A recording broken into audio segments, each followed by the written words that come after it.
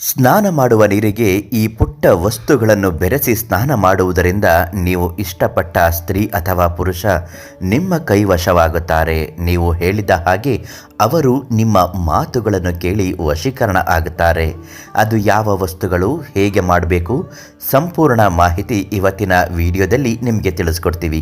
ಅದಕ್ಕಿಂತ ಮೊದಲು ನೀವಿನ್ನೂ ನಮ್ಮ ಅದೃಷ್ಟಧಾರೆ ಚಾನಲನ್ನು ಸಬ್ಸ್ಕ್ರೈಬ್ ಮಾಡಿಲ್ಲ ಅಂದರೆ ಮೊದಲು ಈ ಕೂಡಲೇ ಸಬ್ಸ್ಕ್ರೈಬ್ ಮಾಡಿ ಹಾಗೂ ನಿಮ್ಮ ಜೀವನದ ಯಾವುದೇ ಸಮಸ್ಯೆಗಳಿದ್ದರೂ ಶಾಶ್ವತ ಪರಿಹಾರಕ್ಕಾಗಿ ಶೇಷಗಿರಿ ಭಟ್ ಗುರುಗಳಿಗೆ ಒಂದು ಕರೆ ಮಾಡಿ ಸಂಪರ್ಕಿಸಿ ಪರಿಹಾರವನ್ನು ಪಡೆದುಕೊಳ್ಳಿ.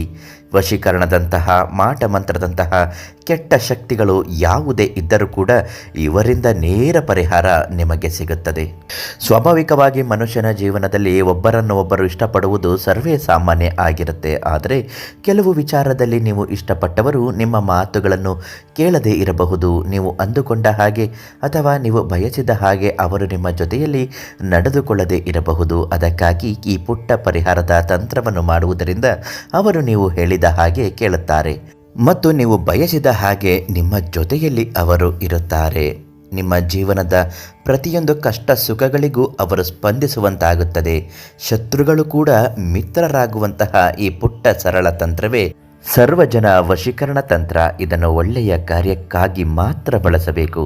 ಸ್ನಾನ ಮಾಡುವ ನೀರಿಗೆ ಸ್ವಲ್ಪ ಅರಿಶಿಣ ಮತ್ತು ಅವರು ಉಪಯೋಗಿಸಿದಂತಹ ಯಾವುದಾದರೂ ಒಂದು ಬಟ್ಟೆ, ಒಂದು ವೇಳೆ ಉಪಯೋಗಿಸಿದಂತಹ ಬಟ್ಟೆ ಇಲ್ಲದಿದ್ದರೂ ಪರವಾಗಿಲ್ಲ, ಅವರು ಓಡಾಡಿದ ಮಣ್ಣಿನ ಸ್ವಲ್ಪ ಸೆಲೆಯಾದರೂ ಸಿಕ್ಕರೆ ಸಾಕು, ಒಂದು ಚಿಟಿಕೆಯಷ್ಟು ಅದನ್ನು ಸ್ನಾನ ಮಾಡುವ ನೀರಿಗೆ ಹಾಕಿಕೊಳ್ಳಬೇಕು.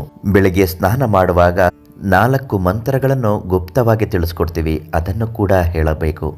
ಎಂತಹ ಶತ್ರುವೇ ಆದರೂ ಕೂಡ ನಿಮ್ಮ ಕೈವಶವಾಗುವಂತಹ ಪ್ರಬಲ ಮಂತ್ರವನ್ನು ಶೇಷಗಿರಿ ಭಟ್ ಗುರುಗಳಿಂದ ಕೇಳಿ ಪಡೆದುಕೊಳ್ಳಿ ಮತ್ತು ಅವರಿಂದ ಸ್ತ್ರೀ ಪುರುಷ ವಶೀಕರಣ, ಶತ್ರು ವಶೀಕರಣ, ಜನ ವಶೀಕರಣ, ಲಕ್ಷ್ಮಿ ವಶೀಕರಣ ಯಂತ್ರವನ್ನು ಸಿದ್ಧಿ ಮಾಡಿಕೊಡುತ್ತಾರೆ. ಅದನ್ನು ಮನೆಯಲ್ಲಿಟ್ಟು ಪ್ರತಿನಿತ್ಯ ಪೂಜೆ ಮಾಡುವುದರಿಂದ ನೀವು ಅಂದುಕೊಂಡ ಸಕಲ ಕಾರ್ಯಗಳು ಯಶಸ್ವಿಯಾಗಿ ಸಿದ್ಧಿಯಾಗುತ್ತದೆ.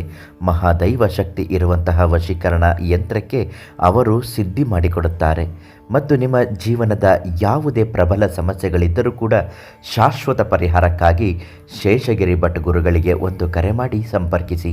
ನಾಳೆ ಮತ್ತೊಂದು ದೈವ ಮತ್ತು ಸಮಸ್ಯೆಗಳ ಪರಿಹಾರ ಮಾಹಿತಿಯೊಂದಿಗೆ ಭೇಟಿ ಮಾಡ್ತೀನಿ. ಧನ್ಯವಾದಗಳು.